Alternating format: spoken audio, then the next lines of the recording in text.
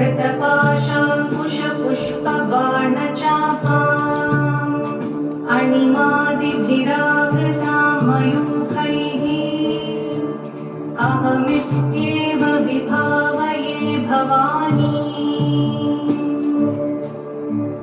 ध्याये पद्मासनस्थां विकसितवदना पद्मपत्रायताक्षीं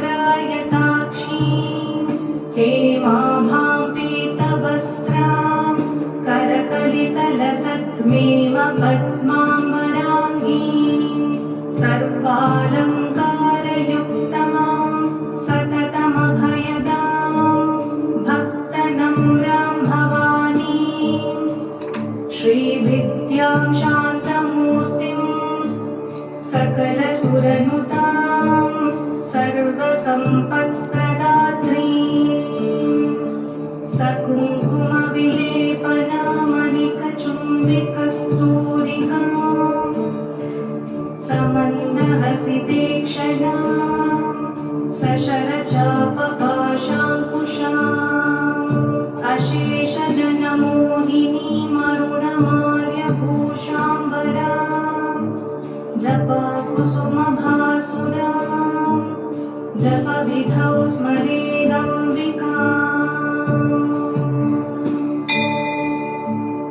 अथ स्तोत्रम्। श्रीमाता श्रीमहाराज्ञी श्रीमत्सिंहासनेश्वरी चिदग्निकुण्डसम्भूता देवकार्यसमुद्यता उद्यद्भानुसहस्राभा चतुर्बाहुः समन्विता रागस्वरूपपाषाढ्या क्रोधाकाराङ्कुशोज्ज्वला मनोरूपेक्षुकोदण्डा पञ्चतन्मात्रसायका निजारुणप्रभापूरमज्जब्रह्माण्डमण्डला चम्पकाशोकपुण्यागा सौगन्धिकलसत्कचा कुरुविन्दमणिश्रेणी